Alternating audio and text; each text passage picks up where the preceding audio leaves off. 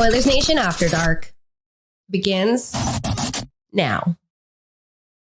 Hey, Hey. hey, Hey. Hello, everybody, and welcome to another edition of Oilers Nation After a Loss. Thank you for joining us together today. We are all going to get through this as a family together. Once again, we are live from inside the Sports Closet studio, where I can't even keep track of the YouTube comments in this chat because they are flying in right now. Oh my, I'm seeing a wide range. I'm seeing a little bit of positivity. Shout out Sergeant Battle. I do agree with a couple of things you've been throwing in there. But like Isaiah Hoffer says here, it is infuriating to watch. Once again, hello and welcome. Thank you for joining us on the Oilers Nation YouTube channel, where you see my pal next to me who is rocking a very, very nice Edmonton Riverhawks hat and a Blink-182 t-shirt. I'm also rocking a Riverhawks hat, so shout out Kaka. But Zach Laing is here tonight with me. We watched at the office together. So is Gavin. Say hi, Gav. Hi, guys. Hi, Gavin. Yeah. Well, I guess let's start to get into it, Zach. How are you doing after that performance tonight? I'm deflated. I mean, it was a tough one, right? I mean, I thought the Oilers I actually thought, by and large, the Oilers actually played a good game. Yeah. First, they came out for 2 periods, right? They came out strong in the first. They got that nice early goal there. Thanks to Evan Bouchard. They were in the game for those first 2 periods, but I mean, the third period, it just completely fell off for them. Jack Campbell was great in the first 2 frames as well. Second period, a couple of those huge stops that he had, right? Really kept the Oilers in the game. He made a lot of good saves. He did. He really did.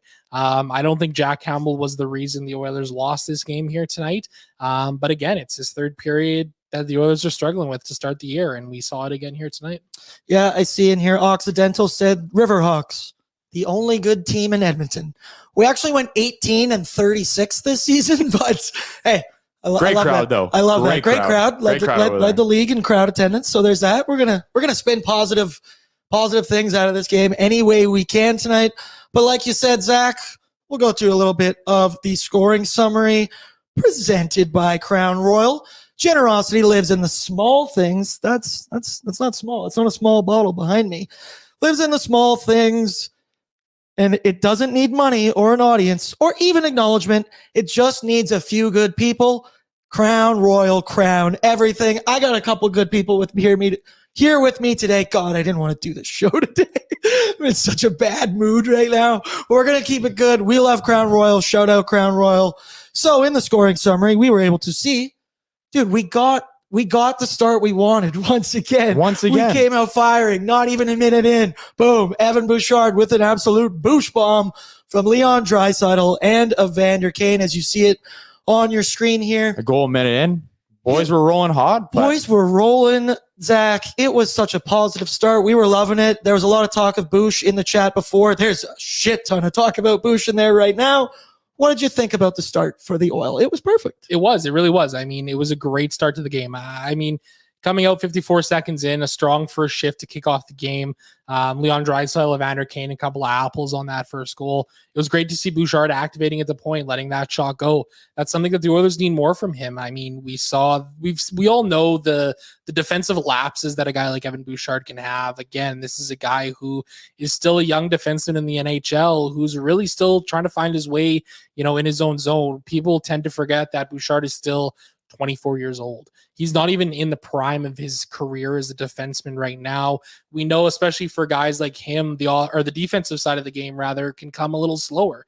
We've seen the offense that he can produce, and he was doing it on full display again tonight. Ended the game with a goal and 3 assists. He was also a -3 for people who like plus minus still. Tough to see Marco Rossi get one back. Yep. For them 7 minutes in, it was a little bit deflating. But then again, by the end of the period, we saw Warren Fogle get on the board with a big goal. But then again, the Oilers coughed up that lead too, which was equally frustrating, right? I mean, we've seen this before again from this Oilers team where they'll score a goal and then they just give one up right away. They take the next shift or two off for God knows why. It's a frustrating thing to continuously see. When we were watching today at the office, we had Brett with us today as well.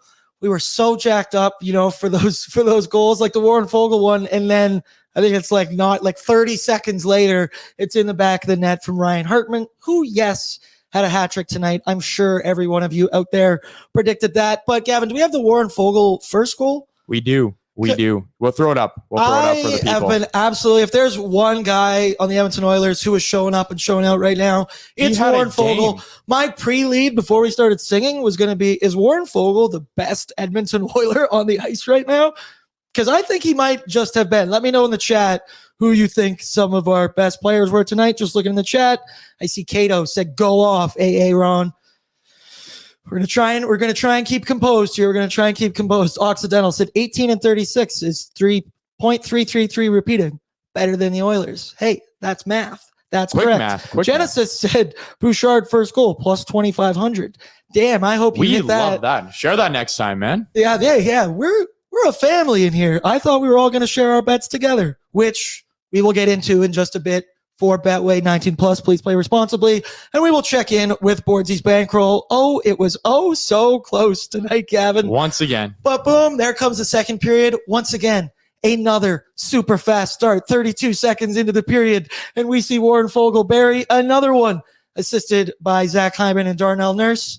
Going into that third period, I was feeling good. I was a little concerned. Oh, there it is on our screen once again. Fogle, baby. Hey, Zach, you tweeted that. I know that guy. Hey, I know that guy. We know that guy's guy. Right here. That's me. The man, the legend, Zach. Look With at the that. clips. And then things started to get a little crazy. I think one of the absolute highlights of the game that I see we have here, Gavin, it's the Evander Kane fight. Once again, back-to-back games with an Evander Kane fight. It's kind of everything that we've been talking about. We want to see. We wanted to get him to get that juice back, and he's showing that now in back-to-back games. We'd love to see it. We want some Evander Kane physical presence. I want you to affect the game in any way Another possible. huge positive. This shift was by, I don't know, who was the other guy who ran? Derek Ryan. Derek Ryan was getting absolutely beat up on that shift. Was, as we all know, resident number one Derek Ryan fan on planet Earth. He sent me a Snapchat right after that happened, and he was just freaking out, yelling, we need to fly down to Minnesota right now to go kick some ass. He was losing his mind at that. You don't go for DR or Waz is going to be on you. We love seeing Kane. The one thing I did really love in that fight is when you saw Evander Kane scrapping and he got his hand behind the helmet and he just pulled that thing off and ripped it off. And then once again, I don't really love seeing it, but he crashed into the ice without a helmet pretty damn hard. But Zach, Evander Kane, I thought was pretty good tonight. I noticed him all over the ice, at least. He was way more noticeable than he has been in previous games. What's your breakdown on Evander Kane this evening? Yeah, again, this is a guy who missed a significant portion of last season, right? We've talked, well, not us specifically, but there's been talk about, a guy like Connor Brown, right? Mm-hmm. We see the slow start that he's had. Alina actually wrote a tremendous article today at Oilersnation.com. Please go read that. She does great work for us, where she kind of dove into what's kind of been going on for him and some comments from Jay Woodcroft about, we have to be patient with a guy like Connor Brown. Same thing, I think, with a guy like Evander Kane. Right for now. Sure. The wrist injury was massive last year. People tend to forget that he also busted up his ribs pretty bad not long after he came back. He didn't play a full season last year, and he's still trying to find his way back. Sorry. I think this is a game that really could be a spark for him, right? Yeah, he gets on the board early. He logged almost 20 minutes of ice time today. Almost 20 minutes of ice time. He's got the Gordie Howe hat trick. He's a guy that the Oilers need to get going. Jay Woodcroft said in a Monday press conference, he wanted to see Evander Kane shooting the puck more. Evander Kane, 3 shots on goal today. That's probably got to be pretty close to a season high for him so far this year. He hasn't really been shooting the puck a lot. So, yeah, hopefully he's a guy who can... Second high so far this year. Yeah, he logged 5 against Philly, but still, he's putting the puck on net now, and, he just has that juice back, like I was saying earlier. So, love to see that out of Evander Kane. And that 5 against Philly, you show me those 5 shots. Exactly. Because I don't remember him hitting the net 5 times. I'm just catching up in the chat here. We are flying right now. And if you don't know, we got 170 of you in here right now. The like goal is always going to be 97 until Connor comes back. I need you to put all of your positive energy into this chat. I see Sergeant Battles doing a great job of that right now. Smash that like button, and hopefully we're going to see Connor McDavid back on the ice very soon. Because Warren Fogle as your best player on the ice. Hey, no shot to Warren Fogle. He was fantastic tonight. He was buzzing. But I don't really want him to be my best player. Shout out to number one fan here in the chat for he keeps saying a Van DeLorean. I kind of like that. I haven't really heard that one before. That's new. I appreciate the creativity.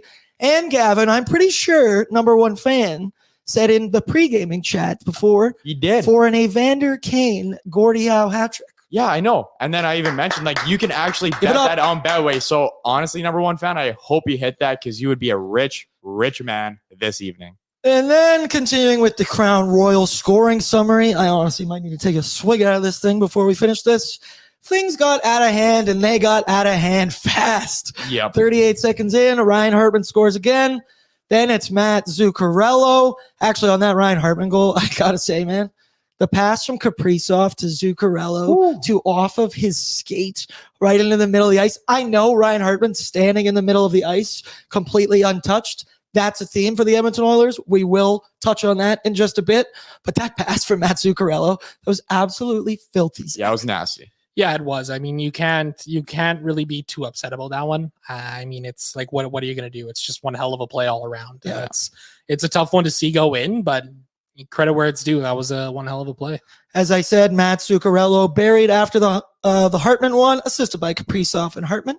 I have Kaprizov on my fantasy team. Yeah, and you let me hear and I'm playing Gavin. Today, yep. So I guess it's not all bad. It was a double-edged sword for you tonight. Then it was Joel Eriksson-Ek for the third goal of the period. Don't worry, it got way worse. He was able to just stand in front of the net, completely untouched. I keep saying it every Oilers Nation after a loss.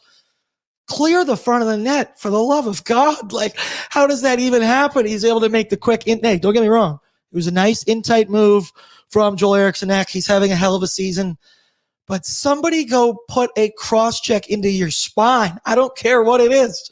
Get him out of there. Then there was a little bit of life. Evander Kane was able to bury on the power play. I believe this evening the Oilers went 1 for 5 on the power play. So a little bit of a downgrade for us. But hey, you can never really complain about a nice power play goal. Then it was Ryan Hartman. Capped it all off.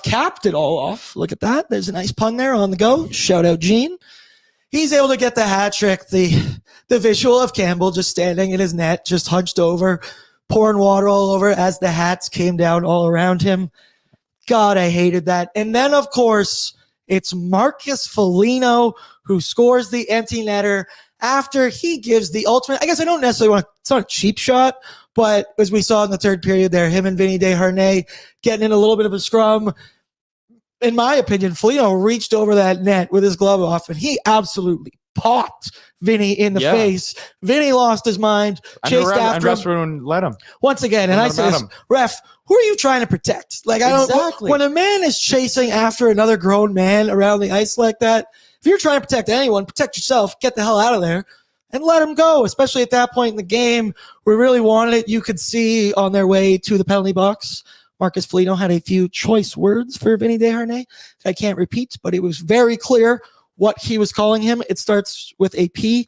You can go with that from there. And in final numbers, the Oilers were outshot 31-28. Yes, for anyone who rode with Boardsy's bankroll, we had over 30 and a half shots on goal tonight. So even while the game was kind of out of hand there, we still had something to compete for. But sadly, it did not go our way. I don't know about you guys, but I think it's time to dig into the good, bad, and oily presented by Alberta Blue Cross. There's only one thing better than sharing memories, and it's deleting these memories from tonight. But besides that, it's making new ones on Thursday night, maybe even Sunday. Alberta Blue Cross Travel Insurance protects your memories and more wherever travel takes you. Visit ab.bluecross.ca/travel for more information. All right, Gavin, let's start positive here. Let's start with the good. There was plenty to be good tonight, and we went with Warren Fogle. I keep saying it here. I thought he was the best Edmonton Oiler on the ice tonight. He's all over the place. Couple moments with that 7. You kind of fool yourself that it might be somebody else. It's not. Zach, what did you think about Warren Fogle's performance tonight? I believe his stat line is just a beautiful 2 goals, -3. Whatever. 3 shots on goal. I think everybody's a minus when I'm looking at this right now. A lot of dashes. Thoughts on Warren? You know what? I've been a fan of Warren Fogle for a while now, dating back to last year. You know, you look back at his time in Carolina, he was a great depth player for them, 20 goal scorer who could play all situations all over the ice. And he's starting to really settle into his own here in Edmonton. I think this is a guy who can play in the Oilers' top six. I think he's showing that here in this brief sample size of 6 games that we've seen this season. The line as a whole, unfortunately, struggled. The great was that, you know, we saw 2 goals from Warren Fogle. That line also gave up 2 goals, so they were even in terms of 5-on-5 goal share. They only controlled 42% of the shot attempts tonight, which is not a great number. You look at the Evander Kane, Draisaitl, Janmark line, they controlled 66%. McLeod, Holloway, Brown, they controlled 77%. So that was, despite scoring 2 goals tonight, kind of a weak link line for this Oilers team. Minnesota's a very good team. They are a very strong defensive team. Historically, at least, we've seen this season Minnesota's had some struggles. They gave up a lot of shots. They did, and they did tonight. They have all year. But again, you know, credit where it's due to them. They really kind of buckled down when they needed to in the third period and came out with one hell of a period. Yep, I see. There's some positive in here. APOC Hockey Fanatic said there was a lot of effort tonight, not worth shitting on players over. Number 1 fan said good. Kane, Soup, and Fogle.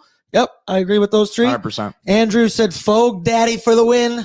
Fogue Daddy, that's right. Now, like you said, when he was on Carolina, when we made the move to get him, I thought he was going to be the perfect depth piece addition, not too expensive. And while last year it didn't really start the way we wanted, we keep saying it. It was about 20 games left in the season. Something flipped in Warren Fogle, and he's a different man. Yeah, he really was. He really turned it on last year during the season, but you guys might be shocked, and fans might be shocked to know this as a whole, but Warren Fogle has been good since he came to the Edmonton Oilers. I thought he's been a really strong possession player for the Oilers, even in a depth role. You know, he's kind of been bit by a lack of scoring and a lack of offense, you know, not only in his game, but his line mates. The Oilers' depth scoring has been, as a whole, has been an issue for this franchise for a long number of years. It's great to see Fogle kind of getting his dues here now and finding the back of the net. I mean, both of his goals, tremendous shots on both of them. He's got a great release, and it's nice to see him utilizing that because the Oilers, as we all know, need more goals. For a guy like Fogle to step up with McDavid down with this injury here, I thought was a really, really great sign. Yep, I really couldn't have said that better myself. I see Jonah in here asked, where's my British daddy Liam? He's probably eating an entire thing of bananas in bed right now, trying to get over that one. Of them for sure. I hope he put down his phone and, hey, maybe he'll pop in here and throw in a banana emoji. But as always, Gavin, with the good comes the bad. And there was enough bad tonight, but we decided to go with the Edmonton Oilers third period collapse. But however, we did score a third period goal tonight. Shout out to Evander Kane. So you can stop rubbing that statistic in my face. Yep. We scored the one, but we were outscored 5-1. Yeah. Any period where you're going to give up 5 goals against, probably not going to win a lot of hockey games. That you do that's pretty bad, but doing that in the third period, who would have thought? Not a very effective move. Things got out of hand real fast in that third period. When Evander Kane did score, I mean, we all immediately had juice. Yeah, we got a little bit of life back. I shot up out of my chair and started screaming, you and I both. I'm alive. I felt like a new person. Get our second win. And it's gone. And it was quickly gone. Zach, break it down for me. What went wrong for the Oil in the third period? You know what? I think what it was they just weren't necessarily ready for Minnesota to come out so heavy on that first shift. They did a great job cycling the puck, and then, you know, the Oilers couldn't clear it out of their own zone. And then all of a sudden there's that one bounce and Hartman's able to find the back of the net, right? That was just, it really was kind of just a bad bounce off the skate, a lucky bounce off the skate. But obviously a very deflating one for this Oilers team because Zuccarello came out and scored 6 minutes later. And then the real dagger for me was the Joel Eriksson goal, right? Yes. Just letting him walk in there was yes. That was some really soft defense by Cody Ceci in front of the net there. Ceci's a guy who has to be a strong defenseman for the Oilers. What else is he if he's not that? Exactly. He's not contributing offensively, so you better lock it down on the back end here for us. Exactly. And we've seen him struggling to do that now for a couple of seasons here for the Edmonton Oilers. It's obviously a point of concern. He's got another year left on his contract, paying him $3.25 million. You know, you can't be expecting the world out of a guy making that amount of money, but at the end of the day, the Oilers continuously play this guy on the top pairing. And it's starting to become a very confounding and confusing thing for me because we're seeing him continuously struggle. We're seeing him and Darnell Nurse together continuing to struggle. Why the Oilers have this affinity to continuously go back to them all the time, it just doesn't make sense to me. This team needs to put some more trust in some of these younger defensemen, a guy like Philip Broberg, who I thought had another I thought he had a fine game today. He's had some very good games to start the year here. They got to give him a little bit more leash here and start to really see what he can do with a couple of more minutes of ice time a night because the Oilers really need it. Broberg's only played 9-16 here tonight. That was the lowest of any defenseman, second lowest of any player behind Adam Ernie. This is a guy that the Oilers drafted early. They drafted him high. And he has a small sample size. I think he's only played now 74 career games in the NHL. He's 22 years old. This is a point in time where, I keep thinking about Philip Broberg in Oscar Klefbom sort of terms, right? Yeah. Klefbom took equally time as handsome. to develop. For equally sure. as handsome. I'm sure Philip Broberg's got a great set of abs on him too. I don't think we've 100%. seen Isn't them. that confirmed? And that goes without saying. I'm pretty sure that's Both confirmed. ways, Let me right? know in the chat. Is it? Yeah, I think so. Can he? Ed Holm, that's the guy. That's the Swede whose abs we need to see. Yeah. I digress. Enough about the abs. Well, we can go on. But point being, what I'm trying to get at here is that with Philip Broberg, he's at this point in his career where it's kind of this make or break point, For sure. which is weird to say for a guy who's 22 years for he's old. only 22 years old. Because he could still go on and probably will go on to play another 12, 13, 14, 15 years. But it's just in a the place NHL. where we're at for the Edmonton Oilers, right? And that's what it comes down to because we can't be patient with Phil Broberg because we need that guy to step in and be that guy for us. Absolutely, right? Gavin. Absolutely, right? He's got to step up. And the Oilers have to trust him to step up. And I think, we're getting to a point where the Oilers coaching staff needs to put some more trust in him because he's playing some good hockey out there right now. I understand why they want to roll 7 defensemen. Obviously they have to because of the cap constraints. The Oilers are in a position where they do not have the cap space to recall a player right now. That is a position we're a little handcuffed. It's a position that the Oilers management has put this coaching staff in, and it's not a favorable position. Say what you will about the good moves that Ken Holland and this management staff has made along the way, but I think it's been a really big blunder for them to not address some of these other depth spots that they really, really need to.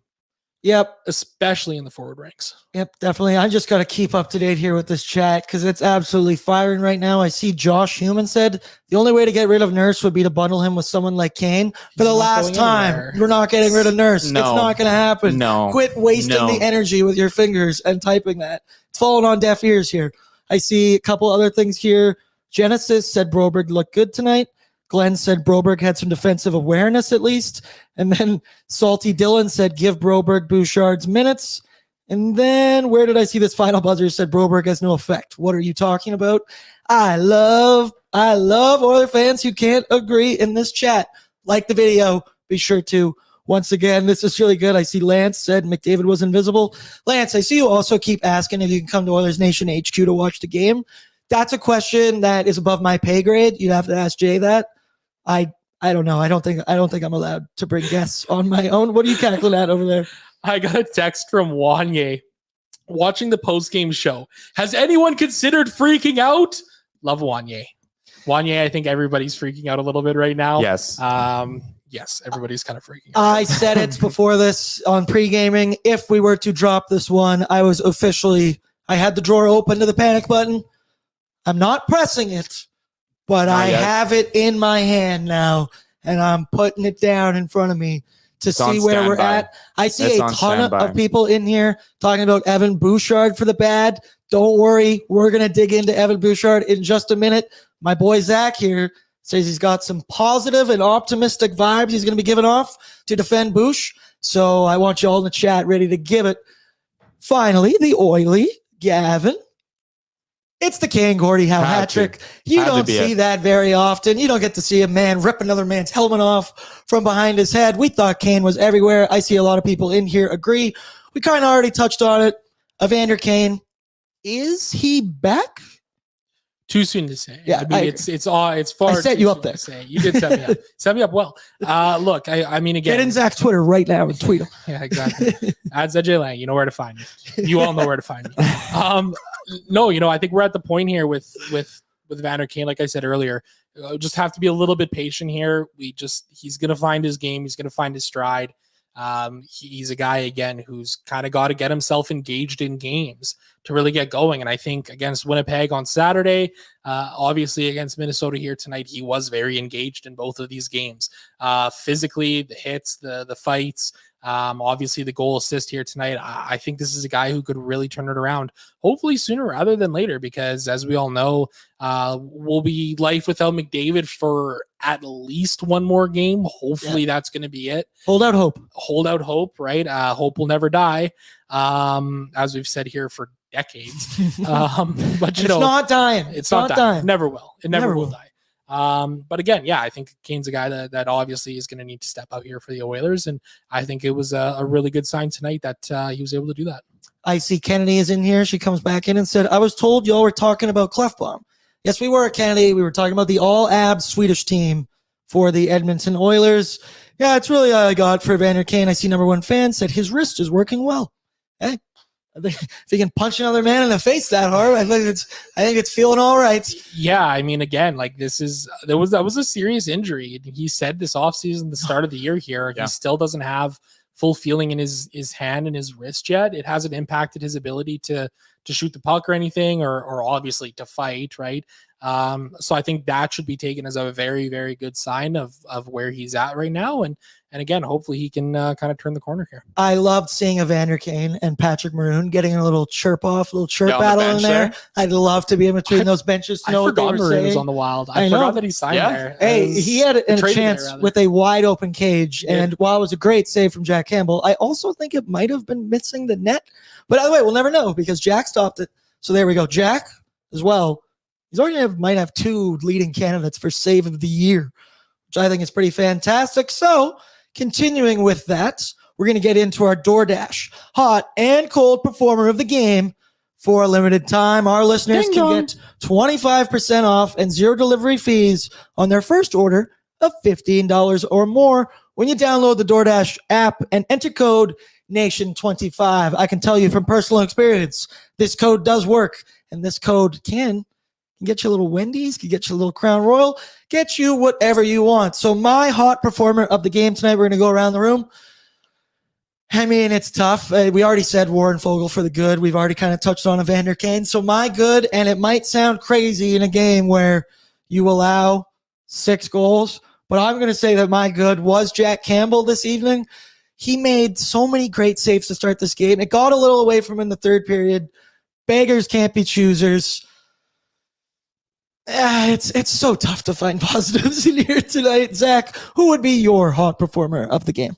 Obviously Fogle is the easy answer here for me. We talked about him. He was the good, right? That's the easy way to go here. I actually kind of really like the game from Mattias Janmark tonight. I saw some hate in here, and I didn't really like that. Oh, there's another one here, Mr. Rob Kent. Janmark on the first line. WTF? Zach, go off. WTF is the very right and correct answer here to have for Mattias Janmark being on the first line. Just rub your eyes like, what? I know. I was very confused when I saw the lines this morning. But you know what? It kind of worked, at least for tonight here. Mattias Janmark led all Edmonton Oilers Take two. Mattias Janmark led all Oilers forwards in individual expected goal share at 5-on-5. He was expected to score about half a goal. That's a good number to have at 5-on-5. So what that means is that Mattias Janmark was generating a very high quality scoring chances tonight for the Edmonton Oilers. For sure. That's a really good sign to see. Him and the Oilers top line really controlled the pace of play all night long, I thought. Is he going to stick up there long term? No, obviously not. But again, if he can come in and give you some solid saves here and there, or some solid games, rather, you take it for what it's worth. Yeah, exactly. Beggars can't be choosers, and I feel like I'm doing a lot of begging lately. I see the man is in. Liam Horbin is in the chat. He says, all capitals, okay, not good. Allowing 5 in the third is not good. Very, very, very good analysis there, Liam. Number one fan. Ernie was effective. Lol. Yeah, I thought he was noticeable out there. He made a couple plays. Gavin, hot performer of the game for you? Hot performer of the game. I'm going with the other Mattias. I'm going with Mattias Ekholm. He's getting his feet back. Yep. Obviously, he's a little bit slow coming out of the gate. Obviously, he's dealing with that injury throughout the preseason, but he's getting a lot stronger in the defensive zone. He even had a scoring chance today. So I think he's really coming into his own and like really solidifying the Oilers back end. So definitely Ekholm for myself. Yep. Now, for my cold performer of the game, I think this is what everybody kind of wants to get into. So I'm just going to pigeonhole him into this one right now. It's tough to pick a cold performer who had 3 points on the night and hit the back of the net. But I know everybody wants to get into it. So I'm going to say Evan Bouchard. For me, it's the continuing theme of not being able to clear bodies in front of you. Or, for the love of God, that goal against, I believe it went to Hartman in front of the net, the little tic-tac-toe, when I don't even know, there was nobody on him. There was guys around him, but I wouldn't say there was anybody on him, and he somehow flubbed that pass off the side of the net, tic-tac-toe, boom, back of the net. Zach, you said before you were going to keep this positive for Evan Bouchard, so the floor is yours. Evan Bouchard giveth, Evan Bouchard taketh. 3 points for him. He had the goal. He set up Warren Fogle on Fogle's first goal. He had the primary assist on Evander Kane's goal. Look, again, Evan Bouchard, like, guys, people, folks, 24 years old. He's a young defenseman. And he's not only just a young defenseman, he's a young offensive defenseman. That is what people need to remember here, is that he is an offensive-minded guy. Like, you look around the NHL, there are defensemen like him on a lot of teams in the league. Look at a guy like, Bouchard isn't Erik Karlsson level of offense quite yet, but like Erik Karlsson isn't necessarily a guy who's known for his strong defense. He's going to have gaffes like that too. He's going to have gaffes. Every player does. Bouchard is a guy who's going to be critical to this Oilers team now and into the future. Look at what happened last year when the Oilers traded away Tyson Barrie, okay? They gave Bouchard runway. He played with Matthias Ekholm through the rest of the season, and look at the point production that he had at the end of last year. From then into now, from that point in time, he's one of, if not the highest scoring defensemen in all of the NHL. Like, that is not an easy thing to do. It's not an easy thing to do to produce points from the blue line, and Bouchard is incredibly, incredibly good at it. Is it frustrating to see him have these gaffes, where he's, trying to get a puck in the corner and it bounces over his stick, where he doesn't quite come down hard enough on a forward and clear in the front of the net, right? Yes, of course, that is frustrating to see. But like, Cody Ceci, for the love of God, what were you doing on the Eriksson Ek goal, dude? Like, it's the same thing. Yeah, right? it's not just Bouchard. It's not just Bouchard, and it's very easy to sit here and be like, oh, Evan Bouchard. But the pros of Evan Bouchard, in my eyes, have and will forever outweigh the bad that he has in his game. There's a website called hockeyviz.com, advanced analytics site. Okay. What this website does is it really breaks down a player as an individual, the impacts that they have on the ice. From Evan Bouchard's rookie season through the end of last year, he was a second pairing defenseman. And this may come as a shock to everybody here, but through 6 games, he is contributing on the ice, offensively and defensively, at the level of a first-line defenseman, a first-pairing defenseman. Like, he is a very good defenseman. He's going to have his warts. He's going to have his gaffes. He's going to make his mistakes. No, the Oilers will not be trading Evan Bouchard now or anytime soon. And if they were to ever do that for God knows whatever reason, it would be a mistake. It wouldn't be a deal that the Oilers would win.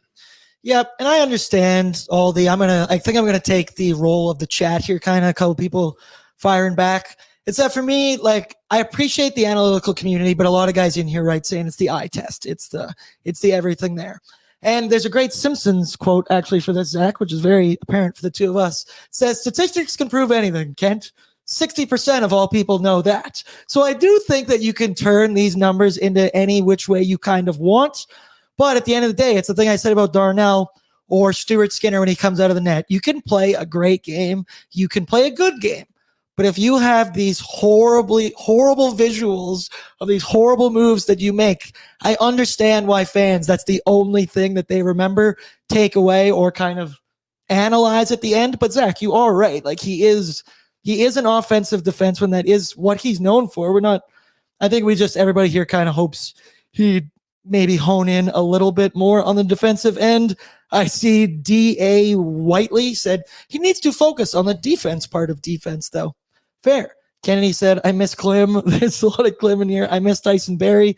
Hey, Gina's in here, Gavin. She said, I would give anything to get Tyson back. Shout out Gina. She got me the signed photo from Brett Kulak. So that's pretty good. And one thing I wanted to touch on, like obviously there are some talks about us bringing a new defensive system coming into this year. Do you think that has anything to do with these first number of games to start the year?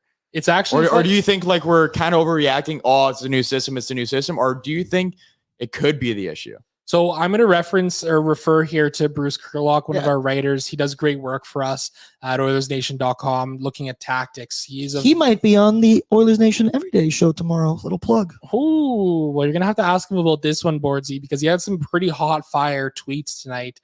He said on Twitter, and I quote, "Yeah, we're going to write about the box plus one later this week, referencing the new defensive system that the Oilers put in here." He also added in, "I'd also like to write about how this coaching staff was left in the position it was tonight by a management group that signed the players it did and left the cap in a situation it was without any regard for players that might get injured." It's going to be really interesting to see what he writes about this, because he can speak to the tactical side of the game far better than I ever could. But again, this is a thing that we have to take into consideration here. The Oilers are running an entirely new defensive system this year. We're 6 games in, and evidently there are some warts. Like it's evidently not. I know this may come as a shock to everybody. Yeah, but you know there's at least we can laugh. Damn it! At least we can laugh. There's some learning curves that are going to happen here and that are going to come. Again, I'll refer to Bruce on this one, because I'll be really curious to see what he writes about it all. Yeah, I agree. That's kind of above my pay grade. I'll refer to the experts on that one. Let me get my phone. Maybe we'll call up Sean Bell again, see what he can do. We loved having Sean Bell on the show last year. The guy just sees the game way differently than all of us do. I like this comment from Dukes in here. Zach, you'll agree. Wanting to trade a young D-man we've developed after 6 games in a season is a worse take than something Speck would say. Baby, he just sprayed on everybody right there. He's giving it to you. I also want everybody, and I'm the one who said, hey, I'm pulling out the panic button. It's not pressed. I have not pressed it. But, guys, there's 76 more games in this NHL season. 100%. We can RELAX. Thank you, Aaron Rodgers. I know it's not easy to relax. Frankly, I'm not very relaxed right now, but I'm gonna try to practice what I'm preaching. We're gonna take a deep breath. Just keep it in the chat here. Oh man, this is getting ridiculous. Tank for Bedard. I gotta not read these ones out loud. That was last year, folks. It's Tank for Macklin Celebrini this year, just in case anybody's wanting to get on that one. No, still our year. There's still hope. It will never die. Too soon. Too soon. Let me know in the chat if there's anything else that we would like us to touch on. I see Salty Dylan. I'm dancing on that panic button. Yeah, I think I gotta go buy like a literal Staples button that I can keep right here in case of emergencies. And just at Old Nation HQ, there used to be one of those "that was easy" button, and we'd hit it every time we'd write an article or a piece of content would go up, and we'd hit the easy button. Corb77, where's the relax button? That's right. That's right. Ooh, now we're talking. Now we're talking. There we go. Panic when Oilers go 8-1-1. That's right. What game number can we not relax? That's a good question from Brad Zach. When is it okay to maybe press that panic button? I know you don't have the same view as me. Once again, I haven't pressed it, but I'm taking it out. You don't strike me as very panicked. No, really at all. No, not at all. I mean, again, we're 7% of the way there, right? Let's start getting concerned when we're hitting the 15 to 20-ish% mark of the season. But again, even still, like, we got to remember, like, what have the Oilers done in the early parts of the season for the last, like, ever, right? We've seen this from this team. They do not start the season well. They've never really come out to great starts to the season. We saw it last year, and look at the way that they responded in the second half of the season. They were significantly better, one of the best teams in the entire NHL. Again, at the end of the day, under Jay Woodcroft, if you look at points percentages, the Oilers have been one of the best teams in the NHL over a very large sample size. I don't think they've forgotten how to play hockey here. I think it's just, some shakiness to start the season. They'll find their way. I see a couple things in here. Kennedy talking about the Roadcaster that we can put buttons on it. Yes, Kennedy, there's already some on there, but she said she'll do it, so I like that. Waz said Tank for your M-Chuck. And then the hashtag Boardsy Bros are back in the chat. As I see my brother Matt said, Pacific was so tight to end last year. All these lost opportunities are going to hurt much later. Yeah, I agree, Matt, but that's future Aaron, and future Aaron will deal with that when it comes. Let's just try and maybe string one good game, then a second good game. Let's baby steps here. Final sponsor that I want to shout out is Wendy's. You know I'm a big fan of the JBCs. Wendy's is letting you win real food with your fantasy teams this year and daily face-off. For those of you who smoke the competition, Wendy's is rewarding you with weekly prizes that have you savoring the true taste of victory. Well, I like this right up. But if your fantasy team doesn't deliver you a W, get the new Wendy's barbecue bacon cheeseburger delivered to your door so you don't have to show anyone your very real tears. My God, is this ad read accurate to the game tonight? So be ready to sign up to play Wendy's Daily Face-Off Survivor. I believe it's starting this week. You'll have to keep up to date on Twitter, on the Daily Face-Off Twitter account, to win weekly prizes like the new barbecue bacon cheeseburger from Wendy's, available now for a limited time. I actually got one of these the other day. I keep saying it. They got fried onions on that thing. Woo-wee. I'm an onion guy. Are you an onion guy? Love me some onions. Yeah, I really do. Onions good on absolutely anything. Let me know what your favorite Wendy's order is. We've kind of tagged them all. JBC's is up here. Wait, let me lower my arm. Right there it is. JBC's is here. Everything else is further down here. JBC's is a breed of its own. 100%. Okay, gentlemen, I think that's all I can really talk about that game. So let's quickly flip the page, and we're going to move on to our next matchup, which comes on Thursday night. Baby. Another 7 o'clock start, where the schedule, I don't think, really gets any easier, as we will be taking on the New York Rangers. I don't know who's going to be in net for them. I assume it'll be Shesterkin. And if you thought Gustafsson played good tonight, well, we're going to see some stuff from Igor Shesterkin. One of the best Zachary, goalies. I will start with you. What is your Edmonton Oilers score prediction on Thursday? And don't say 6 points combined from Connor and Connor. This ain't a Waz TikTok, buddy. Y'all know my bit so well now. Yeah, I love your bit. I love your bit. 12-0. Again, I the Rangers are an interesting team. Shesterkin has kind of cooled off last season and into this year to start the year a little bit here. He wasn't quite as dominant as he once was. Again, this is a Rangers team that I'm not inherently a believer in the Rangers as an organization right now with where they are, the pieces that they have in place. It's going to be a tough game. Every game's going to be tough right now when you're playing the way the Oilers are.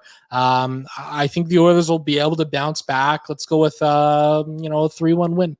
Nice. Gavin, what about you? Yeah, and like you said, Zach, like the Rangers definitely have some good pieces. Adam Fox, just Shesterkin. I'm gonna go low scoring. I'm gonna go 4-1 Oilers win. Hey, Matt, if you're in this chat, don't retract your messages. You keep your message in there, buddy. We saw that. You stick with what you say. Don't you disappoint our extended family right here. Matt's my brother, if all of you haven't noticed. Let's get your game predictions in the chat too here, guys. I like these. I'm seeing some Rangers ones. I'm seeing more Rangers predictions than I have. Oilers, I'm not seeing those ones. Lance, I like that one. I'm a big shutout guy. No, only seeing the Oilers. Only ones Oily in here, baby. Yeah. I won't read the other ones. For me, I think I'm going to go with a 4-2 Edmonton Oilers victory. I preface that with, you'll never see me predict anything but an Oilers victory. Makes sense. You, me both, baby. That's the kind of guy. You and me both. I am, and I hope everybody else in here is very positive. So, everybody, my message to you, let's all put our phones down. Let's maybe hop off Twitter for a nice solid 30, 60 minutes. Let's take a breather. Maybe pour yourself a bottle of Crown Royal. Maybe go get a JBC. Or both. Maybe DoorDash both. Hey, there you go. Maybe call up Alberta Blue Cross. Get some insurance. Hey, do whatever you got to do. Do it all. To get your mind off of this game.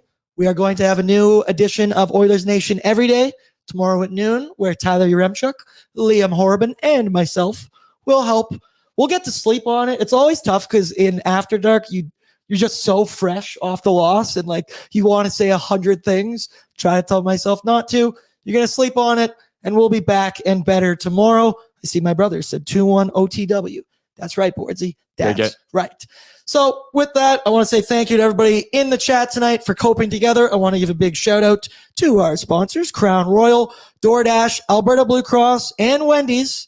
And hey, I say it all the time. I mean, I know it's a Tuesday night. If you don't work tomorrow or whatever, Greta Bar downtown. It's going to be a good time there. It's always a good time. Play some Mario Kart, shoot some basketball. Ask for Cade. He's my buddy. He's running the whole place. He'll hook it up for you. You guys are boys over there now. Yeah, he's a great dude. He's a great dude. He loves hooking it up. And once again, we might have a little something going at Greta on the weekend for some wink. some Wink. big game or something is going Yeah, on. something's going on this weekend? Sunday, hey? I don't know, but if Connor McDavid's not playing, maybe he'll be at Greta. That's not confirmed at all. No, he's Don't going to go play. with that. He's going to play. He's going to play. If he's not Good playing, vibes, good vibes. hey, he could be at Greta. We'll see.